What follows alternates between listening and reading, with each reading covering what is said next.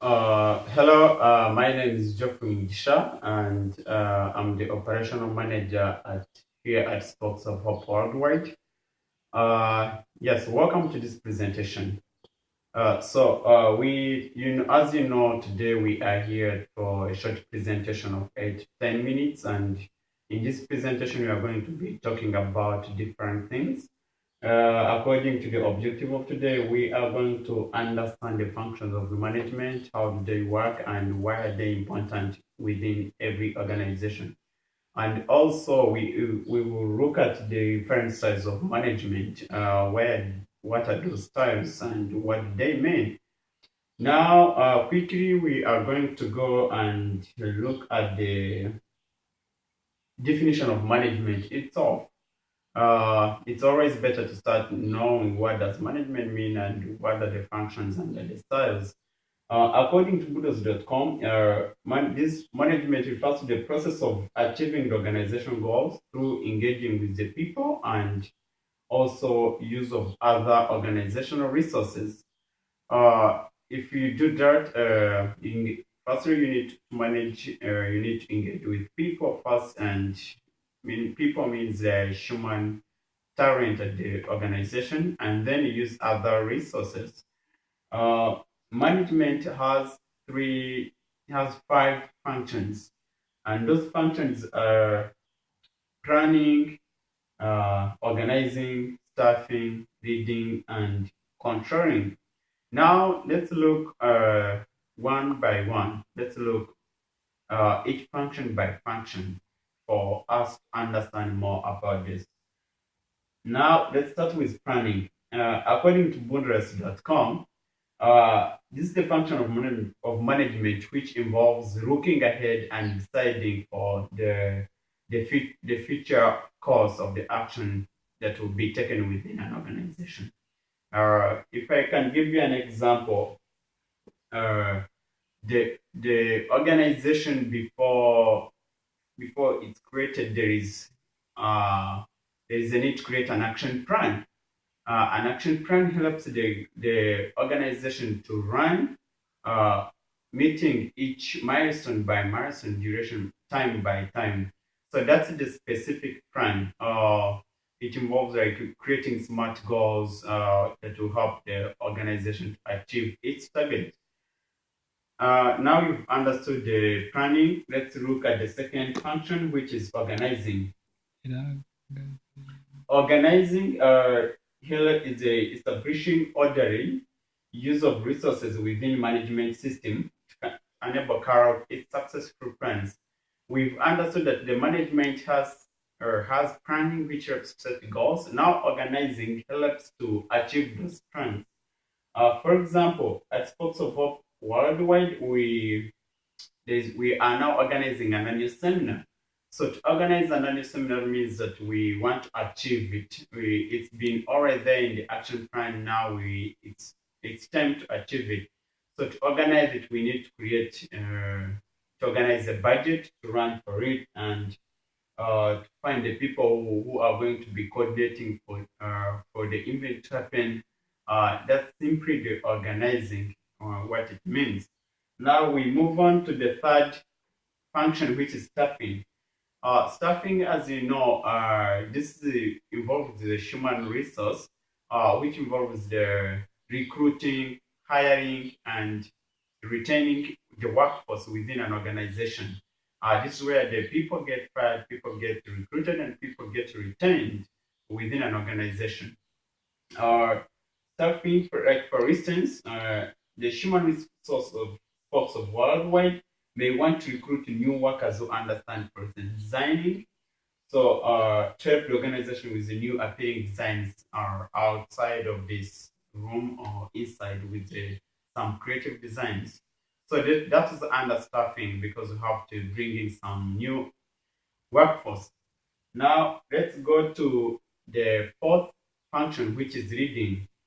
Leading is the function of management, which helps in directing people and showing what they have to do.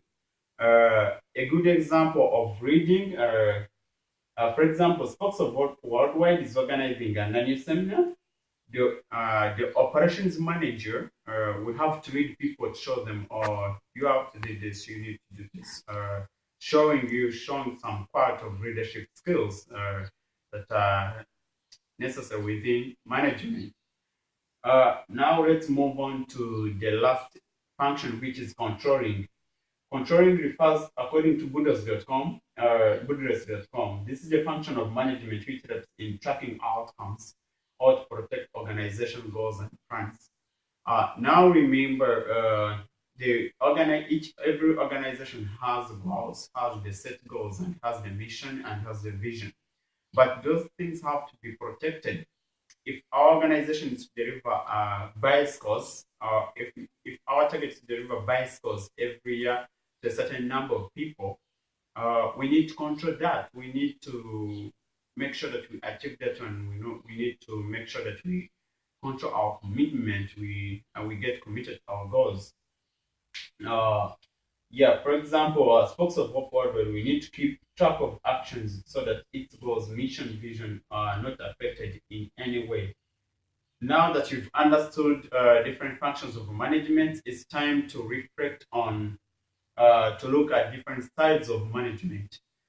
Management has three styles. One is the directing style, delegating style, and the discussing style. Uh, each style will be accompanied by its strength and weakness. Let's start by directing style. Uh, according to Thornton, this is the process by which the workers get instructions from managers, instructing them how to behave, do things, or it's showing you the way you need to do this. Like for instance, when the manager recruits new employees, he will need to direct them how the company works by giving them the company facts, the company values, the norms of the company, everything at the company. Uh, that's the directing.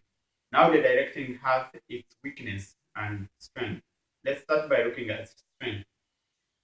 It helps the managers to communicate to employees what needs to be done, and or what it also helps them to tell the employees, the values and norms of the aspects of the company.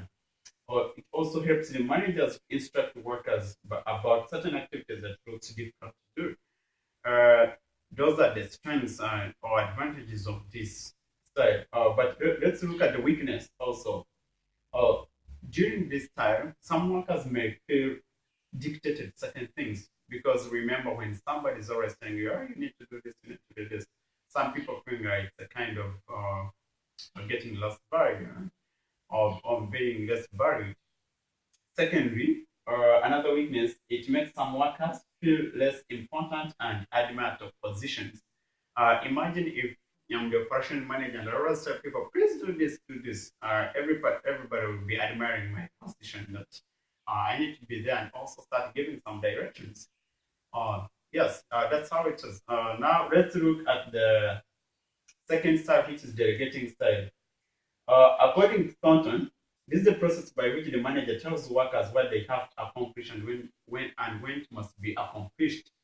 Uh, for example, during morning after the meal or after the tea break, or during the manager might come and say that, please uh, uh, form the small groups, and I need by lunchtime to be have accomplished uh, this task. Maybe you need to be have created the income statement of the company. You need to have created some wonderful design on the walls. You need to have done X and Y. Prepared maybe the master calendar of the organization. That's all about delegating. Somebody's delegating you to do a certain task within the average period of time. Uh, so let's look at the strength and weakness of this style. The strength of the delegating, it helps the employees ahead of time to accomplish specific goals that has been set by the company, which is a wonderful thing for the company. Secondly, it also increases collaboration among the workers. If you form small groups, if you get there, get to form small groups, that means that it creates collaboration, teamwork, team spirit. Let's talk about the weaknesses of discussing style. This can be the source of the conflict. If people have different arguments, can be the source of conflict. Secondly, it can result in the wasting of time. If people keep arguing that this is the best way to do this is the best way, the time can be wasted in that manner. And lastly, this may also affect the decision making. If the decision delays waiting for the best solution, it can affect the decision making leading to days. Basically, those are the things that we have to talk today. Thank you so much for listening to me and thank you for your time. God bless you.